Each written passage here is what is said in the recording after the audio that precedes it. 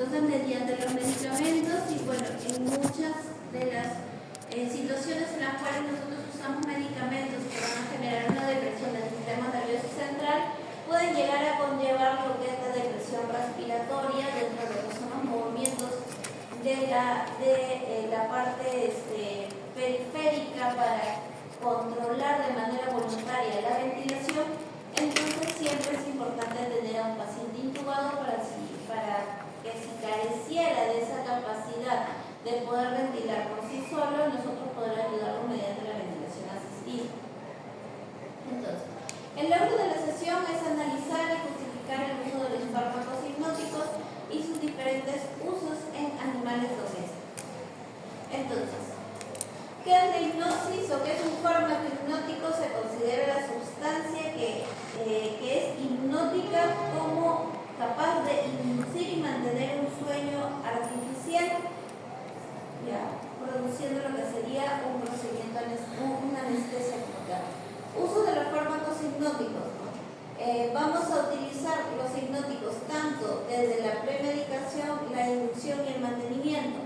Ahora, los hipnóticos como tal son los fármacos que me van a inducir a un sueño y a una pérdida de conciencia, ¿ya? Que lo vamos a utilizar principalmente en inducción y en mantenimiento, ¿ya? En premedicación hay fármacos que van a tener propiedades hipnóticas, pero no van a llegar a generar una hipnosis como tal, ¿ya? Entonces, ya. Dentro de los hipnóticos están considerados, por ejemplo, las benzodiazepinas, que tienen la propiedad de poder generar hipnosis, pero de la manera que nosotros lo usamos en una premedicación no estamos generando la hipnosis, ¿ya?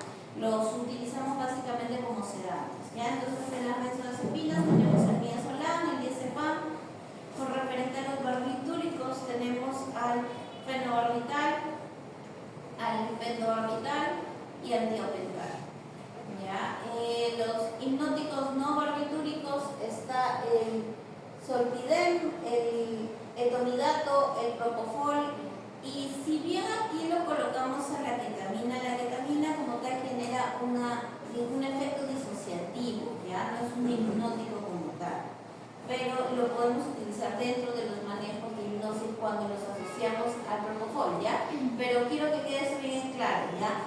Que la ketamina no es un hipnótico, ya es un disociativo, pero en procesos de hipnosis lo usamos cuando lo complementamos o hacemos una sinergia una sinergia de equilibrio, digamos, con un hipnótico. Entonces, ¿qué es el etomidato? El etomidato es un fármaco intravenoso que no es barbitúrico, que genera una hipnosis, no tiene la capacidad de generar analgesia, tiene una acción súper rápida y duración corta. Su mecanismo por el cual genera hipnosis al sistema nervioso central no está bien definido, aunque se sabe que las vías genera o aumentan las vías inhibitorias de los receptores GABA, ¿ya? Incluso se puede considerar que es más potente en activar los receptores GABA que los barbitúricos, y suprime la función de la corteza adrenal, inhibiendo la producción de cortisol, ¿ya? No, es un fármaco que no interviene en lo que debería ser los mecanismos tanto cardíacos, ¿ya? No me genera una depresión cardíaca ni un solo ejercicio, lo cual hace que el etomidato sea considerado uno de los fármacos hipnóticos que se puedan utilizar mejor, que me generan mejor estabilidad cuando yo lo utilizo en un paciente cardiópata, ¿ya? Entonces, en cardiópatas, el etomidato es una excelente opción, ¿ya? El etomidato va a contener como medio como excipientes la lecitina huevo, el glicerol, el triglicérido, el aceite de soya, lo cual hace que se le observe o se le vea de una coloración blanquecina, ¿ya? Igual que el propofol. El propofol es un anestésico intravenoso de corta duración, de vida media corta, de acción rápida.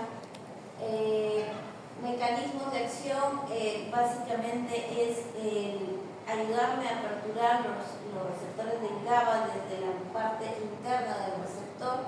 La inducción es ultra rápida, me va a permitir la intubación endotraqueal porque es un buen miorrelajante, entonces me genera una miorrelajación, sobre todo en esa zona, y me permite hacer el acto de la intubación. Hipnosis sin analgesia, ya es un hipnótico, pero no me genera analgesia, y me puede generar depresión cardiorrespiratoria, amnesia y mioclones, ¿no? Lo cual hace, como les decía, que quizás por ese lado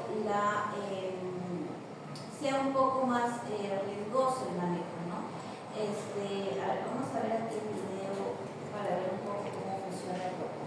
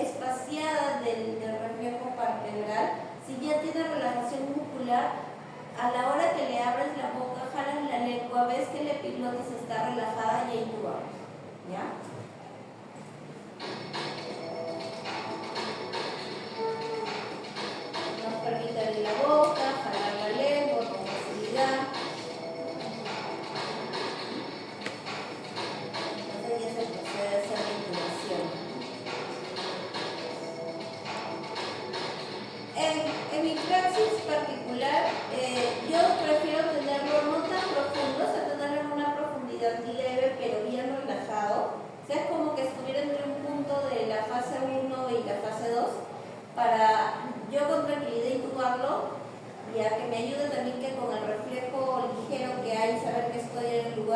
y aparte también el tema del monitoreo, ¿no? Porque si lo tengo muy profundo y yo lo estoy abriendo, manipulando, quizás el paciente deja de respirar, entonces ese ligero, no tan profundidad, ya me ayuda un poco a sacarle la ventaja y de ahí lo profundizo, ¿no?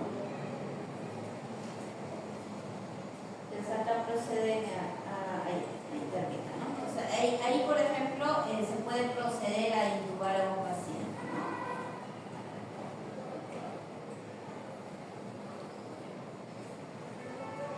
Entonces vamos a ver otro videito, ¿ya?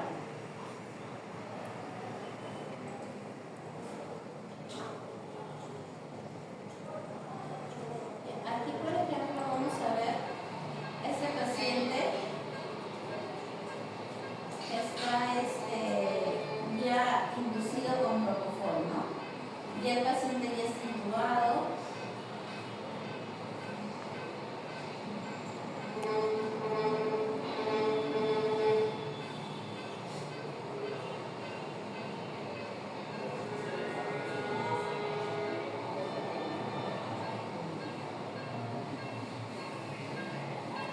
Acá vamos a ver este monitor. Ahora, vemos que su frecuencia cardíaca, su pulso es de 99 y la saturación de oxígeno es 76. Pero estamos viendo que lo están ventilando de manera mecánica, ¿no es cierto? Ya. Eso quiere decir que tengo que abrir más oxígeno, que tengo que ventilar mejor.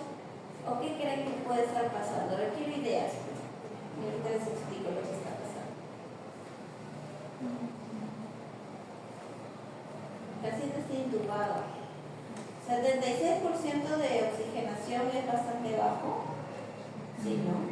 Es bastante bajo. Ya cuando está de 80 para abajo ya es una hipoxia bastante severa, ¿ya? Entonces, ¿qué está pasando? Sucede que si el paciente está intubado, ¿qué es lo que tiene entonces en la tráquea? Tiene un cuerpo extraño, ¿no es cierto? Si el paciente tuviera reflejo traqueal, ¿qué es lo primero que va a hacer? Toser, ¿no? Y el toser, ¿qué hace? Que se cierran las vías aéreas, ¿no es cierto? Si el paciente se está saliendo del estado anestésico porque ya el propofol se empieza a aclarar, ¿qué es lo que va a pasar en esa zona? Va a empezar a contraer porque va a querer expulsar. Entonces, es muy usual que cuando tu paciente se está despertando, empieza a bajar la oxigenación. ¿Ya? Y tú lo ves al paciente que respira, la frecuencia cardíaca está normal, ¿no? Y empiezas a ventilarlo más rápido porque empiezas a tener el oxígeno. ¿Ya? Error, la ventilación muy rápida hace de que no se genere la mayor captura, ¿no? Entonces también la oxigenación baja, pero no ese es el problema. El problema es que este paciente debe estar superficial. ¿Ves? Mira, te diste cuenta que hubo un parpadeo. Voy a revisar la. ¿Ves? Parpadeo. Ya, eso también cantadito, está despertando el paciente. Por eso es que se observa que la oxigenación está bajando. Entonces, por ejemplo, ¿qué están haciendo acá? Lo están volviendo a inducir o profundizando, ¿no?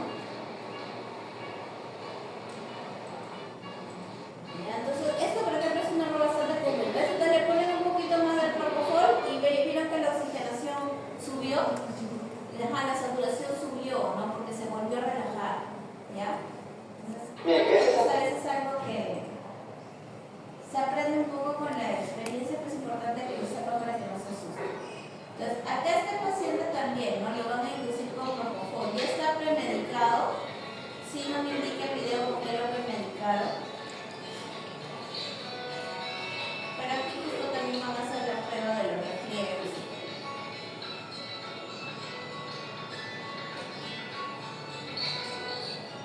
Hay ciertos movimientos miotonales, ¿vieron?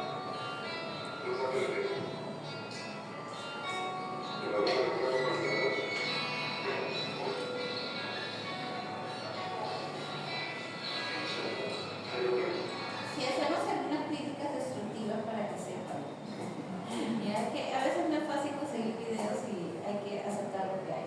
¿Ya? Esa forma de fijación es horrible. ¿Ya? Así no se fija, están pésimamente frustrado. Tú mueves al paciente y se le cae, ¿ya? A un paciente en la premedicación tienes que preoxigenarlo, ¿ya? Más aún, si es un paciente brachiocéfalo, tiene que con más razón tenerlo preoxigenado, o sea, acá deberías tenerlo con una mascarilla y oxigenando, ¿ya? Haciendo el paréntesis de lo que no me gusta de este paciente.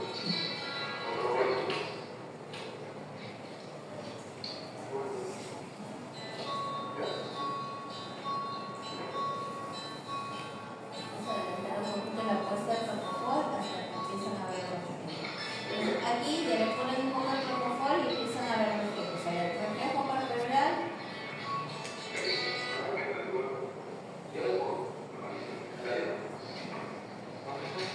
Todavía hay reflejo medial, ¿no? Eso quiere decir que todavía el paciente está en plano superficial, ¿no? Tiene que poner un poquito más.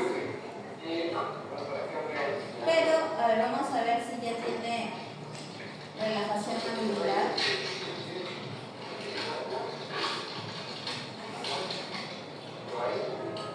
Ya tiene relajación mandibular, ¿no? Entonces, a este paciente ya se le puede intubar. Sí, ¿no? Ya es un paciente que se le puede intubar, ¿ya?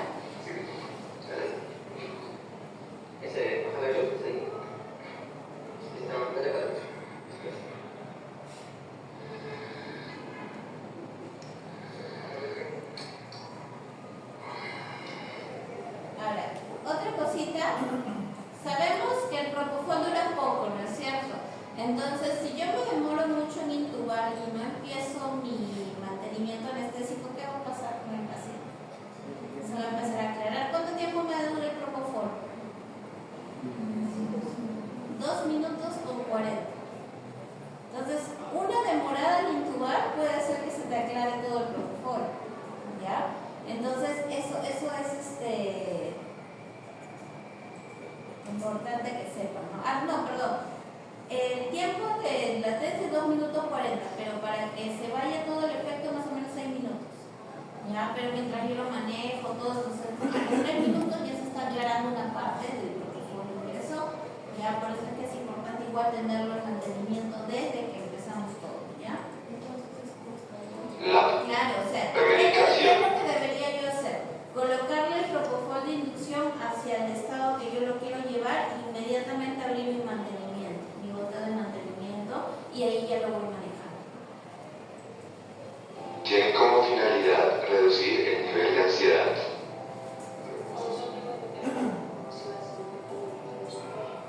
Este es un felino, acá le están premedicando. La sedacina es un compuesto de acción sedativa, analgésica y relajante muscular.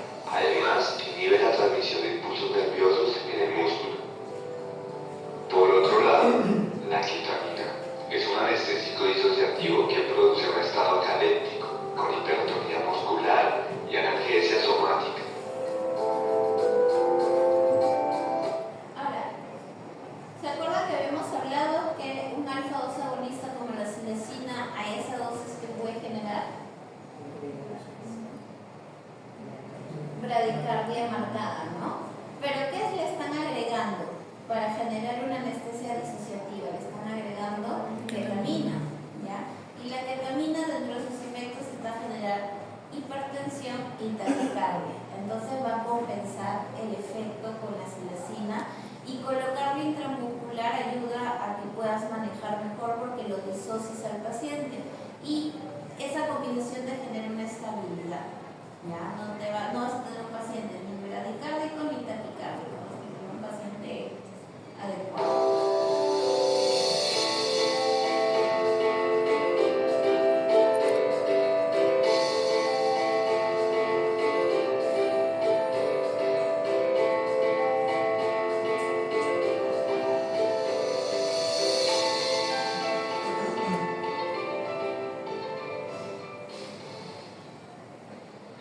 Los agonistas alfa-2 se unen a sus receptores específicos.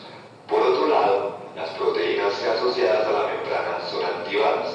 Además, la proteína inactiva a la adenilciclasa, que a su vez produce una disminución del segundo mensajero intracelular AMP cíclico, lo que permite la apertura de canales de potasio, causando la pérdida de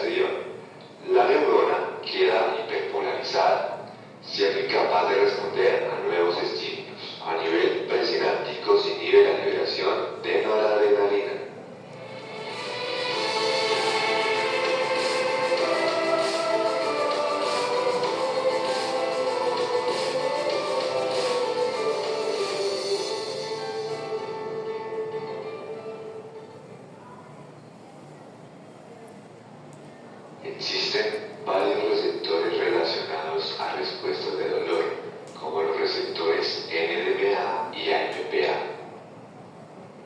El glutamato y la glicina son importantes neurotransmisores involucrados en la transmisión de estímulos nocicépticos periféricos.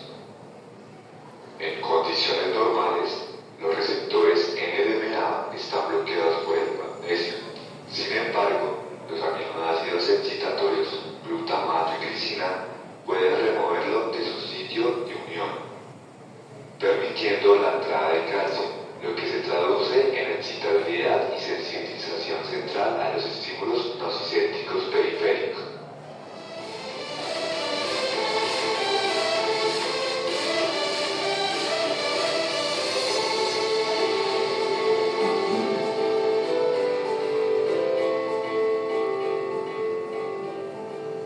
La inducción es la transición del estado consciente al estado inconsciente.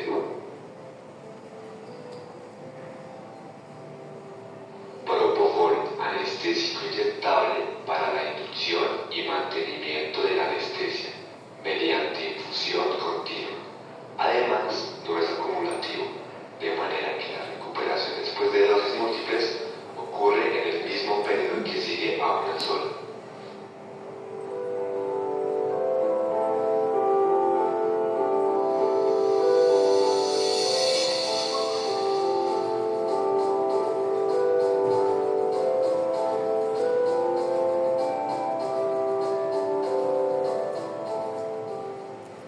Algunas evidencias sugieren que puede aumentar la depresión del sistema nervioso central mediada por el ácido GABA.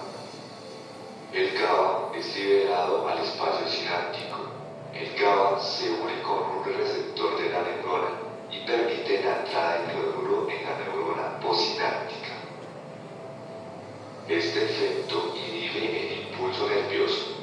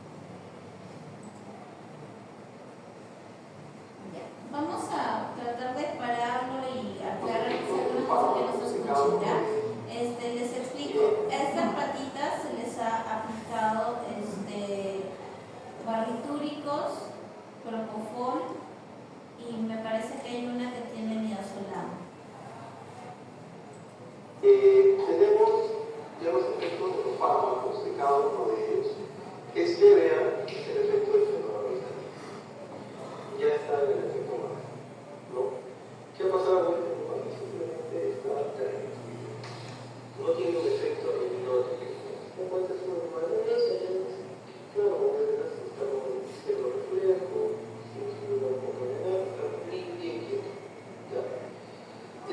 básicamente tiene un efecto especial también. Si bien habíamos hablado que los benzodiazepínicos pueden llegar a tener un efecto hipnótico, ¿ya? En este caso se ha utilizado dosis como sedante, ¿no? Entonces, ¿qué habíamos hablado de los sedantes anteriormente? Que no te van a inducir al sueño, ¿ya? Entonces lo vas a ver tranquilo, así como se ve esta rata. Incluso, ¿no? Tenía otro videito donde, por ejemplo, lo que hacían era la jalaba hacia atrás, como si fuera un juguete de cuerda, y la rata caminaba y se quedaba quieta, ¿ya? Y entonces ese efecto sí se puede ver, ¿no? O sea, que como que se alerta y de ahí se vuelve a relajar, ¿no?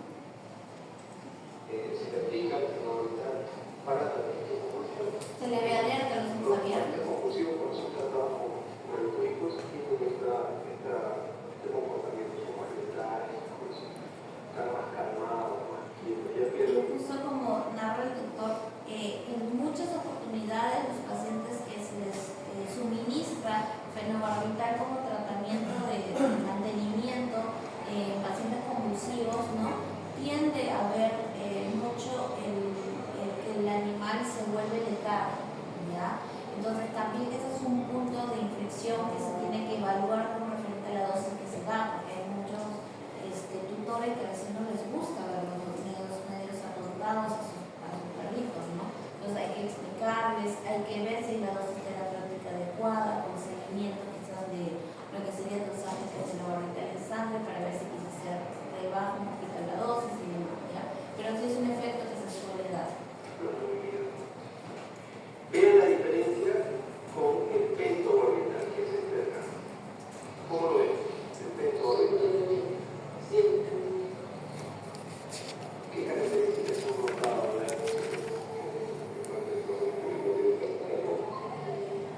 Parece que está bien dormido, que si no está muy chido.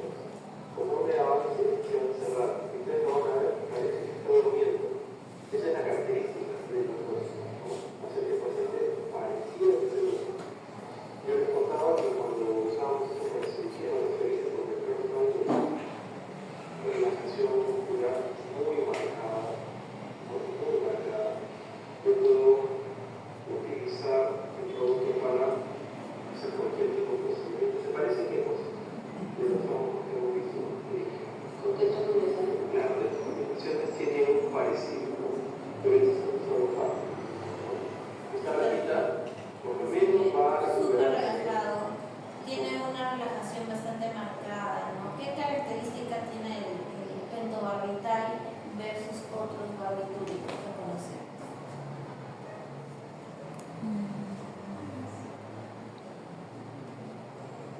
¿Cuánto tiempo dura?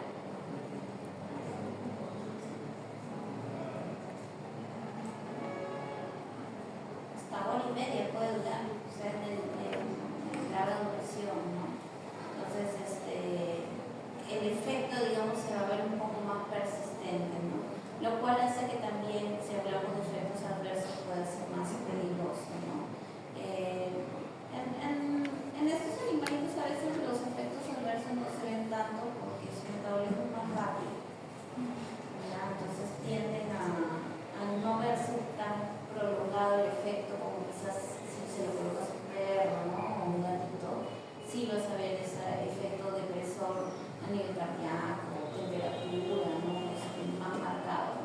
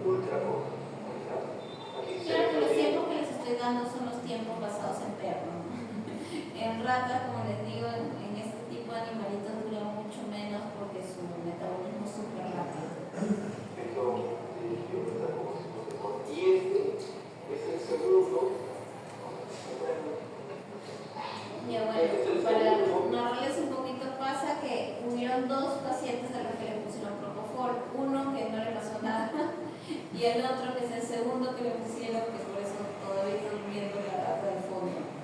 ¿Ya? Bueno, aparentemente hubo un error al pesaje, ¿no? Puede ser que lo hayan subestimado su peso y obviamente no ha hecho efecto, ¿no? Y más bien, cuando se ve un efecto prolongado, o sea, un efecto que demora el aclaramiento del fármaco, ya estamos pensando en que quizás el paciente tiene mucha grasa y se está reservando ahí antes de volverse a liberar, ¿ya? Por eso esto toma un poco más de tiempo en algunos pacientes, con pacientes que tienen grasita, demora, ¿no? Porque este es un fármaco que se va a diferentes compartimientos, ¿no? Y es bastante lipofílico. Este es el segundo propofol, ¿ya? El primer propofol fue ese, pero creo que tenía estado bien. Este fue el primer propofol, y yo creo que esto del tamaño, que hemos hablado antes de nosotros, le pusimos y no pasó nada. Pero a ese le hemos puesto cuánto pasaba.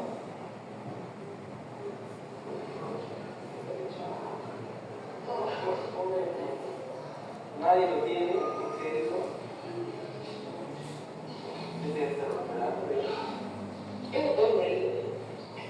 Estás preocupado porque quieres que fuera los ojos, 10 minutos y vean cómo es, ¿no? Este propofol, ¿ya? Tiene características de también relajación muscular, los ojos están achinos, ¿no? Vean, ¿no? Depresión respiratoria, y ¿ya? Un producto que también se está conductor. Seguramente aquí a unos 15-20 minutos se va a recuperar. Entonces la idea un poco es que entiendan cómo funcionan estos fármacos y vean las diferencias. ¿No? Ya se dan un poco la idea de por qué se utiliza mucho en las cirugías. El propofol, si bien es cierto que tiene un efecto mucho corto, va a depender, bueno, al final cualquier fármaco, ¿no? De la condición de los animales. Por eso les pedí que estén analizando los macroorganismos. Porque en el grupo de la mañana se también apareció un propofol, una de las ratas la aplicamos y no cayó. Cambiamos, que una rata muy flaca, ¿no? Le pusimos la menor de sosis en un rango y a todos cayó y se recuperó. ¿Ya? Entonces eso también pasa en estos fármacos, sobre todo en los que ustedes no pueden predecir que pase la dosis que va a pasar a uno, tengan un poco más de fármaco, otros tengan menos. Pero eso tampoco es Ese también es otro detalle, ¿no? Porque el propofol muchas veces funciona a dosis efecto, ¿no? Si bien hay un rango terapéutico de la dosis, muchas veces hay pacientes que por ciertas condiciones individuales pueden llegar a tener un efecto farmacológico con la menor dosis, ¿no? Como otros que incluso necesitan más de la dosis proyectada, colocarla, ¿no?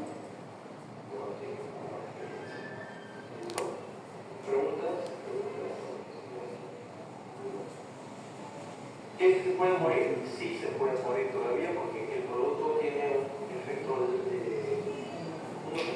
corto, pero como lo hemos explicado por una vía que se va a absorber de jóvenes, todavía podemos tener un efecto. Lo más probable es que no, porque yo lo veo aquí, lo veo respirando, no estoy con el efecto ácido, estoy eso también es un poco.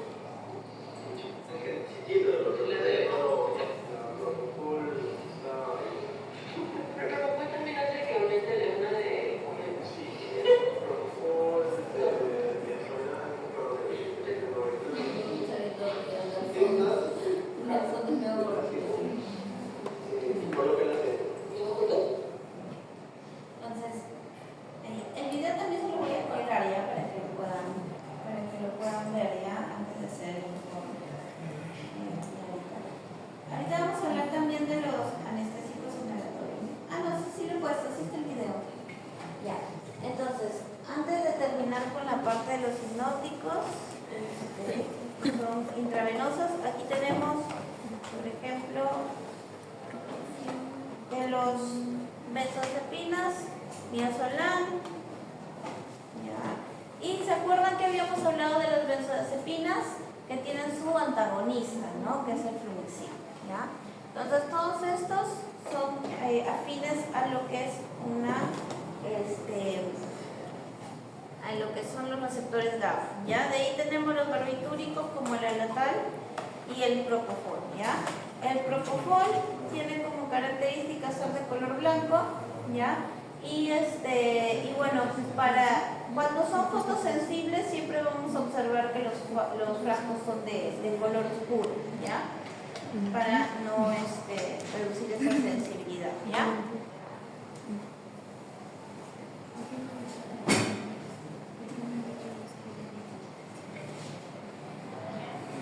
Entonces ahora pasamos a hablar de los inhalatorios, ¿ya? Entonces, ya hemos visto hipnóticos que son de uso venoso, ¿ya? Y ahora tenemos hipnóticos que son de uso aéreo, ¿ya? Los halogenados tienen la característica de también generar hipnosis, ¿ya? Son bastante potentes y muy relajantes, ¿ya? Entonces, como logro de la sesión es conocer el uso apropiado de los equipos y materiales y, bueno, básicamente aprender, ¿no?, lo que es el funcionamiento del equipo al menos de manera visual. Ya cuando lleguen a la fisiología ya lo van a entender mejor. Ya, entonces, bueno, estos fármacos van a ser administrados por la vía aérea con el objetivo de conseguir una concentración adecuada que llegue al sistema nervioso central y que permita la hipnosis y la anestesia como tal, ya no genera analgesia, ya por si acaso. Actualmente utilizamos los halogenados que vienen en líquido, ya vienen en líquidos. El halogenado es este, ya este es el isoflurano, ya viene en líquido, pero la maquinita que se llama vaporizador es la que se va a encargar de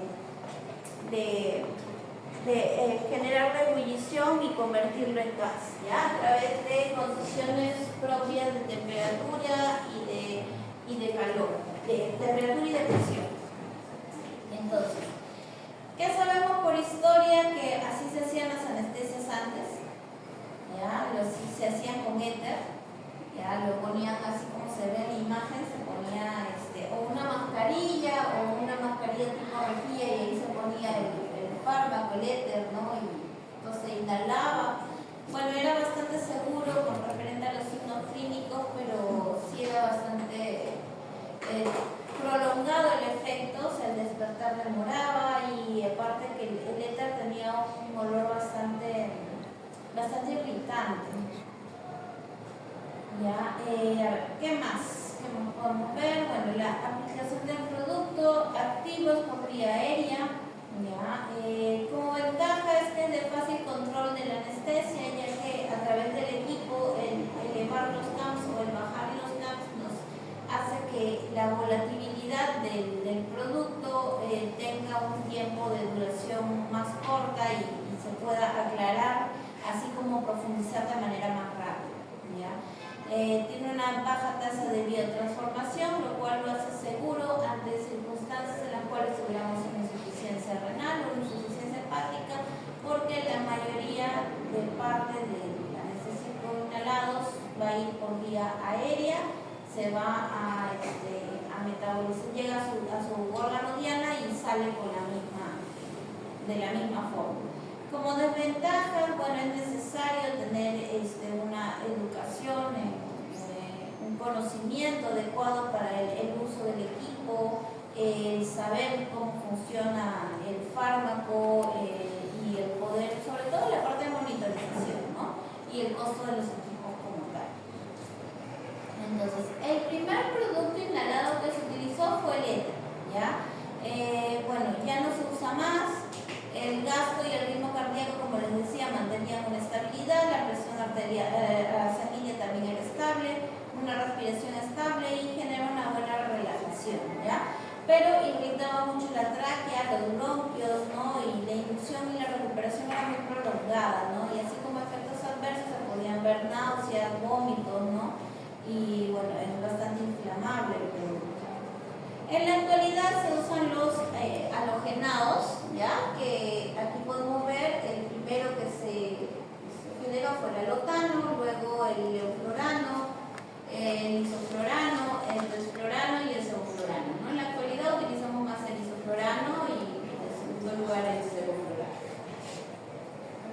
Ya como habíamos hablado en teoría, cada uno de estos anestésicos halogenados tienen ciertas características, como por ejemplo de presión, ya como vemos aquí, de coeficiente de partición sangre-gas, ¿no? ¿Quién es más hidrosoluble? Aceite-gas, ¿cuál es más liposoluble? ¿No? Lo cual hace que estas condiciones, y la temperatura de ebullición, que es diferente entre cada uno de ellos, haga que cada uno de estos tenga un vaporizador propio, ¿ya? Se elimina por vía pulmonar, sin modificarse, o sea, no genera un efecto de metabolización, simplemente entra, llega a su célula diana y con la misma sale. Es por ello que hay sistemas de anestésicos inhalados que se utiliza sistema cerrado para reutilizar el anestésico que se está expirando, porque no cambia en su composición, solamente cambia el acompañante, ¿no? Entra con oxígeno y sale con dióxido de carbono. Es un bandido el anestésico inhalado.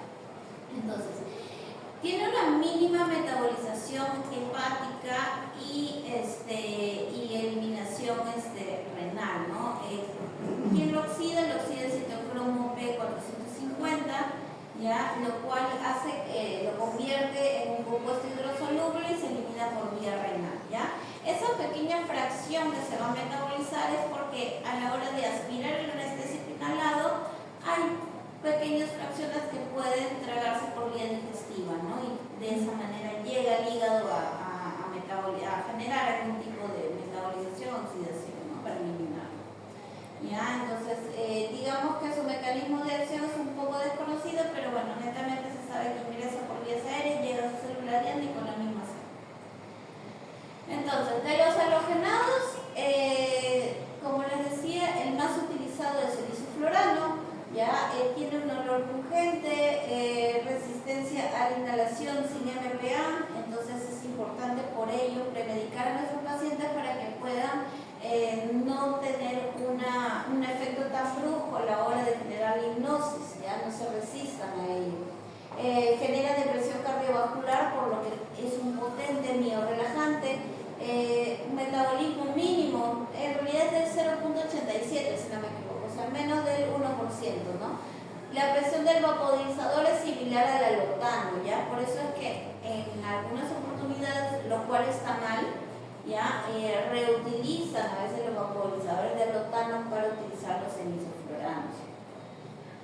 En el caso del sevoflurano, vamos a ver que tiene bajo coeficiente de partición sangre-gas, a diferencia del isoflurano, lo cual hace que llegue más rápido, ¿no? Recorra más rápido su entrada y salga más rápido, ¿sí? Rápida inducción y recuperación, por lo mismo que tiene un coeficiente bajo de partición sangre-gas.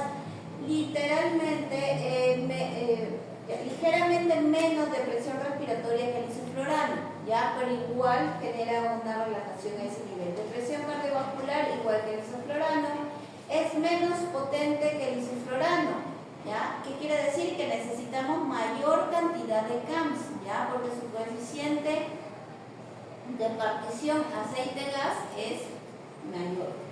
¿Ya? Entonces, mínimamente metabolizado, o sea, es un poco más metabolizado, o sea, va a generar mayor metabolismo a nivel hepático de menos de un 3%, y usa vaporizadores diseñados para sevoflurano, ya por sus condiciones.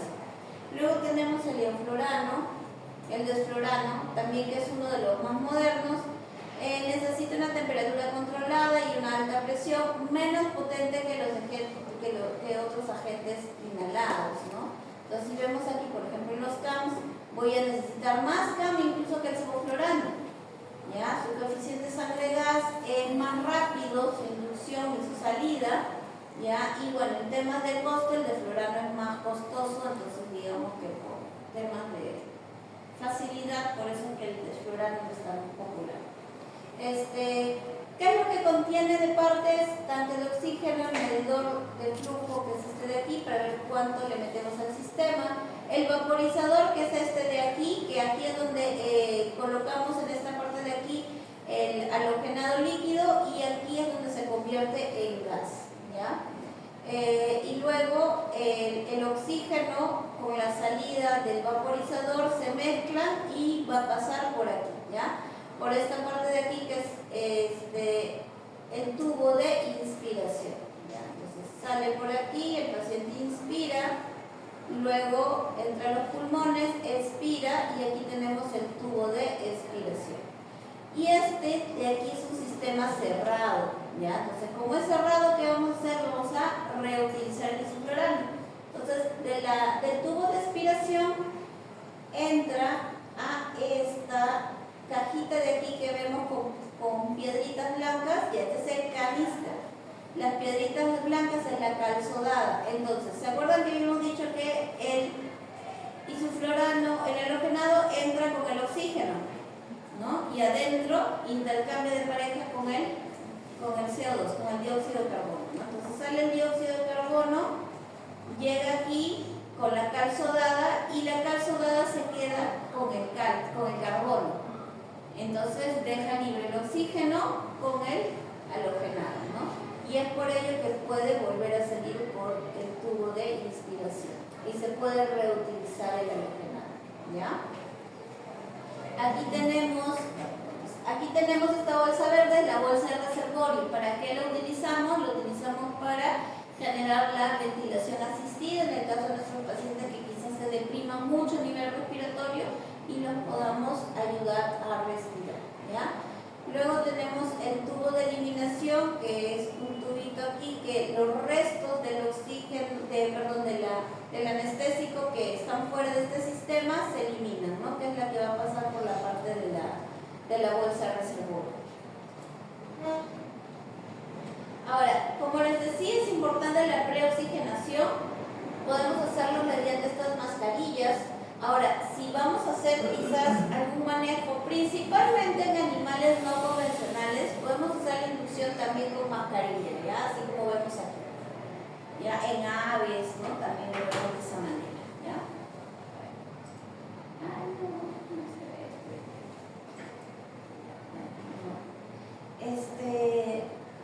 Como les decía, los vaporizadores van a tener como característica muchas veces los colores para diferenciarlos, ¿no? El isoflurano es amarillo, el isoflurano es morado, ¿no?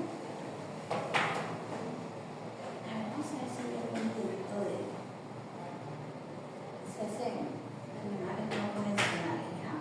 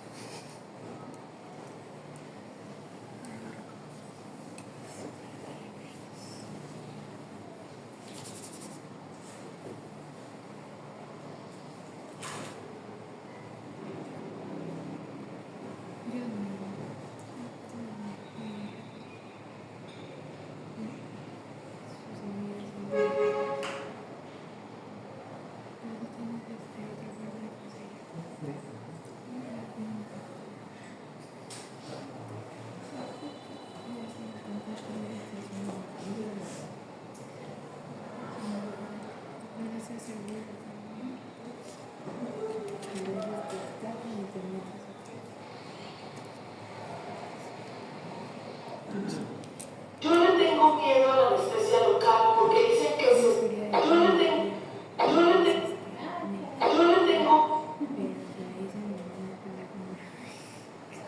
Aquí, por ejemplo, hay un videíto.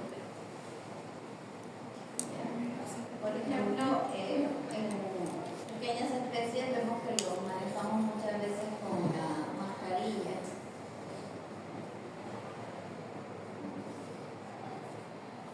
Cuando se maneja anestesia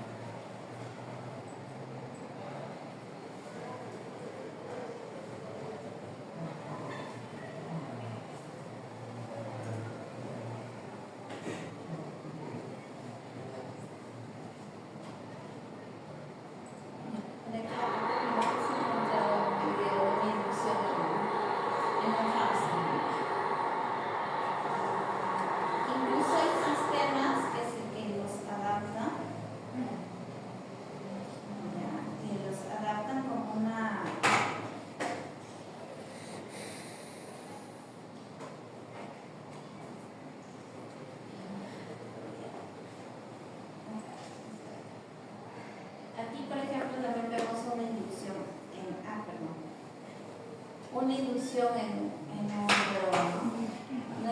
Las instrucciones en los roedores también se hacen así. A veces se les puede premedicar para que no sea tan traumática la inducción, porque en principio te parece que el roedor se empieza como que a asfixiar, ¿no? Y dice, bueno,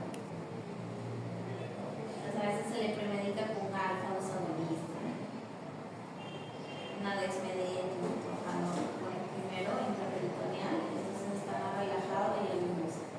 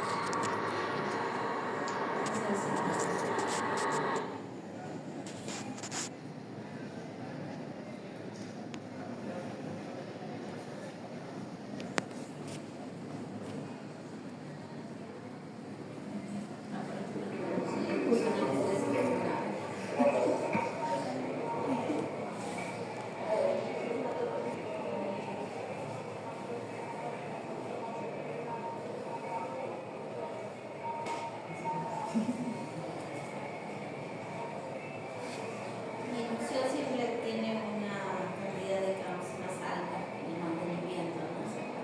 Para lograr generar el efecto de frisor más rápido.